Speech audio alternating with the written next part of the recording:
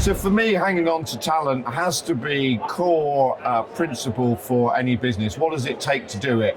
I think we have to provide really attractive career opportunities. So actually that the ambitious people in the business can see how they can progress. But we also have to create a really good, strong environment. I was talking to a colleague earlier, the importance of well-being in the business as well, around saying, actually, are we providing an environment that somebody just wants to come to work in? So actually getting that environment right and then creating the right opportunities means the talent's not only going to stay with us that we've got, but other talent that's out there in the market is going to want to come and work with us too. Retention of talent, it's a big factor and has been. So to me, it goes back to when you're recruiting all the way through for the length of their career. So first of all, you need to be financially secure organisation. You need to offer them the ability to develop their technical skills, but you also have to have a purpose. Younger generation and most generations now are looking at businesses more closely. Social media, they can see people and how they react and understand that a corporate headline and a corporate presentation, is it real? Is it authentic in the leaders that they're hearing from, they're seeing every day? So two things I would say: make sure that the organisation offers them the ability to experience new things, develop new skills, connect with a purpose of doing something that they feel passionate about. At Benefat Group, all of our profits, available profits, go to good causes in the UK. We know that resonates with our staff because they feel that we're doing a business need for customers, and if the margins that we make and the profits go back to good causes and communities that they live in and feel a part of. So any organisation needs to know what their purpose is and make sure that's understood by the talent that is within their organisation, and hopefully they will continue to stay because they see an opportunity and feel connected with the business. The final thing I'd say is a leadership team. And I've been involved in a number of leadership teams in my career, and actually you've got to listen. You've got to accept the answers that you get and not challenge it, sometimes difficult. If you've thought through a strategy, seek the feedback, act on the feedback, and communicate on a regular basis in an authentic style. People are inundated with different media types and formats at the moment, and actually making sure there's a consistency of message, that they feel connected to the leadership team, however senior they are, is in place on a regular basis, so they can almost reach out to however senior they are in the organisation and feel they can connect and ask a question with them. To me, that holds them longer with an organisation because they feel as part of it as anybody else does within the organisation. The war for talent is not going to go away, and it's probably increasing, as I'm sure you're aware.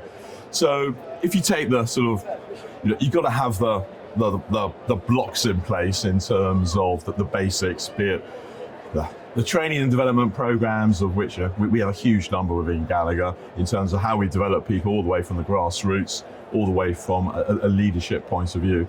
So last count, we must have about sort of 7 or 8 different sort of training and development programs in place. You've obviously got to have a competitive remuneration structure. So there's sort of like the basics in terms of building blocks, I suppose. So to me, the key, and it always will be the key, is the culture within the business. And it's about how you're flexible as far as that talent is concerned. And certainly people require more and more flexibility. And I think it gets harder and harder. I think it's probably sort of fair to say, in terms of people wanting to have a slightly different approach. And we have to be flexible in terms of how we deal with that in order to hang on to that talent. So culture, how you empower people, how you can really get sort of people on board. And as I say, that sort of local decision making, to me, is just sort of so important. So giving that people the empowerment, giving the people that they can actually be in control of their destiny, give them the opportunity in terms of from a career perspective. And and the great thing about a company like Gallagher is that their ability to grow within that role is exponential. And I think of so many individuals that, because Gallagher doubles in size literally every sort of 5 years, you have the ability to grow into that. So if you're a talented individual in a company like Gallagher, the opportunity for you is vast. because the business is growing at such a fast rate. So the opportunities that provides for talent is absolutely huge. So that helps, and that helps us. So that gives us a bit of an advantage, if sort of truth be told, because we can generate that from within. So, and we can generate that that self-generation, and for the real talent to feel that they can actually develop and grow within the business, so they don't feel they have to go elsewhere. So that helps us enormously. So my key role really within the business is fostering that talent, as enabling people to succeed, and really it's giving them the tools to be successful. And my role really is to try and break down any type of barrier which there may exist. And in any business, there's always some barriers and there's always some things. And my role really is to try and take those away to enable people to be successful. So if I do that, we will be successful. And that's really key. And that's the way which I personally approach it. So. Insurance companies hang on to the best talent by offering flexible models such as hybrid working, by offering AI innovation, by offering clear career paths, and most importantly, we need to start looking at how the new generation want to work, and not for the eyes of the older generations like ourselves. Also, we're working with universities and colleges for apprenticeships up to postgraduates is a good way of getting talent and keeping that talent. It's quite an interesting challenge, to be honest. Every conference you go to or every event you go to, everyone's saying about how everyone's exiting the industry, retiring, etc. We're losing a lot of experience. So I think there has to be some emphasis on sort of growing talent and sort of bringing people forward. So nice, clear development plans and helping grow talent and prepare like almost succession planning across businesses. I don't think that happens enough. I think the other element that has to take place is recognizing that what looks good at the moment for certain people might be different for a future workforce, changing needs of being a bit more digital in how we approach it. And probably the final thing is rewarding good performance. I think the best way to do that is perhaps having like a shared goal and perhaps some sort of bonus related to the performance of the business, and sharing that with your staff and your team to make sure they're really engaged in the purpose. I think this is a conundrum that everyone's facing at the moment. It's not just bringing in the best people, it's retaining them. From a dual perspective, we're part of a large employee-owned organisation. A third of the business is made up of employee ownership, and that brings with it a real sort of buy-in to what it is we're doing, and a sort of tangible output to the results of the effort people put in. I think there's also a bit around ensuring that technical excellence and capability is celebrated. I think the days of people being brilliant at, let's say, underwriting, and they progress to management, sometimes misses the point around what people want to do, which is to be excellent at what it is that they do. I think we should also cultivate curiosity a little bit better at the moment, which looks at, there's some brilliant examples of strong, technical trading competence. And what we're trying to do within Dual's example is provide the environment for people to incubate those ideas and allow them to diversify what it is they do. So a real life example of that would be, we've got a real estate proposition that's being built off the back of corporate property, and it's encouraging those people to think a little bit differently. So I think we need to cultivate that curiosity, ensure that people are sort of rewarded and recognised for being, technically excellent at something they do, rather than success being viewed solely as a sort of management progression. The reason why we are not able to hang on to talent is not because they are leaving insurance totally. What's really happening is we are cannibalizing our talent.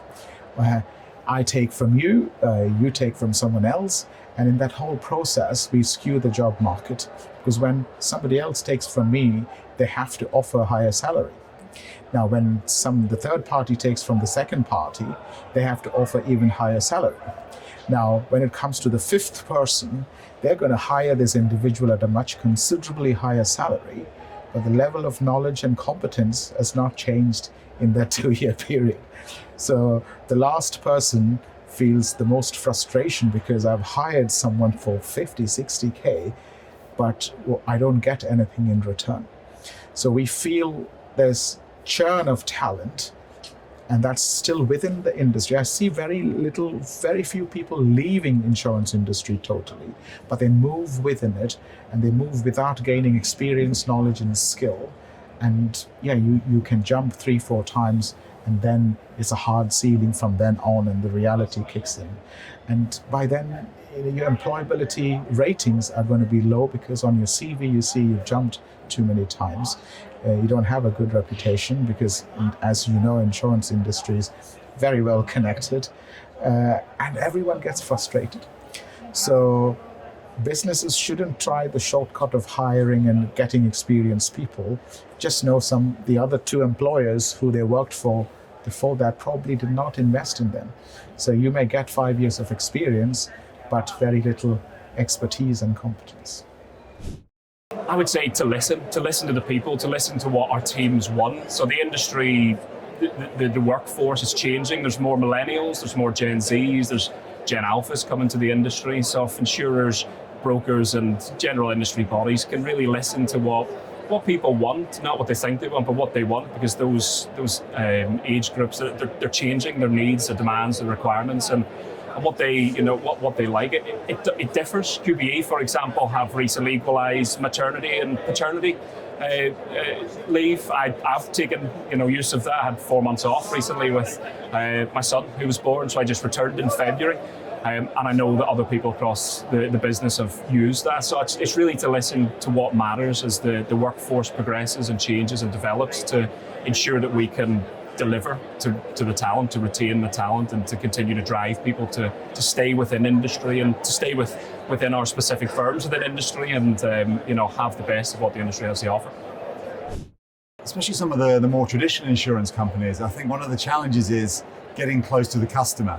And I think by bringing in young talent, it's a new voice, a whole new cohort of people that really understands the younger customer. So I think that actually by bringing those people in and actually allowing them to work in the organization, to work around the disciplines I just talked about, sales, marketing, technical, account management, etc., actually a chance to open up a whole range of products that are right for their age group, their demographic, their cohort. And I think if you empower them to do that and trust them to really build those new products and those new propositions, actually that's a really good way of trying to attract and keep talent in the insurance industry. I think it's first and foremost about doing the basics brilliantly. So fair pay, safe space to work, great benefits. On top of that, you should overlay a great culture and a great strategy. Some people would say culture eats strategy for breakfast, and I'm inclined to agree, but one without the other doesn't work to attract the best talent and retain the best talent. So those two things need to work harmoniously. And I'd actually say strategy, having something that's ambitious, purpose-driven, is actually incredibly important to high-performing individuals. For them as individuals, though, what's most important is access to development. The highest performing people I've ever worked with absolutely love learning, and so they're always looking for access to opportunities to learn more or develop into other roles. So I can give an example of somebody who works for our business. They worked in the taxi call center, took an interest in pricing. We moved them over. They're now thriving in a pricing environment. We fostered that for them. So insurance companies need to give their best talent a platform to be able to grow their knowledge and experience, but also understand that the insurance market is a very interesting place and there will be good opportunities for people. So be the best employer that you can be, give them the best space that you can, but accept that people will spread their wings. As an industry, holding on to talent is a challenge, but it's not about one thing. I think we can all talk about remuneration, but it's also the culture of the organisation they're working within. It's also when they come to work, do they have a good time? Do they enjoy it? Are they part of a winning team? When you look at, I'm a bit of a football fan, I'm a Wolves fan, so the cupboard is a little light when it comes to awards. But if you look at what is the attraction of, say, a Real Madrid or Manchester City over potentially another Premiership team, it's hugely different. Serial winners are winners. So I think if you're a winner, you have a good culture and we have the right remuneration level. That's a secret to keeping talent. And I think it's around having different people in an organisation with different mindsets and different approaches to business, but all coming in the same culture of wanting to win together. Yeah, and I think this is a great challenge for insurers at the moment and MGAs and brokers. I think we have too few people coming into the market. So if it's a very, very intensive process to get the right people for the roles. We've recruited probably somewhere in the region of 11 people in the last 2 years. And that's, you know, we do spend a lot of time and money. We put in place things like leadership programs. We have regular training development workshops, and really just to try to make sure that the individuals feel part of the group and part of the team, as well as understand the basics of insurance. They've got to feel part of the organisation as well. So I think this is one that's quite close to my heart because I joined as a graduate and I never left insurance. So I think that's a lot the same for a lot of people. But I think insurance companies need to present opportunity. Talent don't necessarily need to leave the company to experience career development or a change of role, whether it's pricing, risk, sales, marketing, whether you're going into underwriting. There are different facets within insurers, within the insurance industry that you can fall into that can develop your career and broaden what works for you and what you enjoy, that avoid you having to move company to company. So I think insurers need to make sure that when they get talent in, that they present that opportunity that they can go and explore different routes, different roles within that same organisation. We have to look at meaningful career paths for individuals, and that is linking back to the question around, you know, how do you create a meaningful career within insurance? You also have to look at how do you create a meaningful career path once you're in the insurance market. I think part of that is allowing people to play across different roles along their career path. There is an opportunity to mentor individuals, train individuals, but also that is our responsibility when we bring somebody in to be able to shape what their career can look like and understand what their development desires can look like as well. So how do you line that individual up with the right mentor? And I mean, from my own perspective, I've had some really good mentors throughout my career that have really helped shape my long-time career in the insurance market. We need to prioritise development. We need to invest in our internal talent, nurture our internal talent into leadership roles. And when looking at lateral talent, we need to have good integration processes for that. We need to embed purpose and ethics. So look at our DEI policies, support things like Women in SILA, ICANN and other minority networks. And initiatives such as volunteering days. I think that's really important for companies to provide. A lot of employees like to get involved in their local communities and have that the opportunity to take that as part of their working day is really important to them.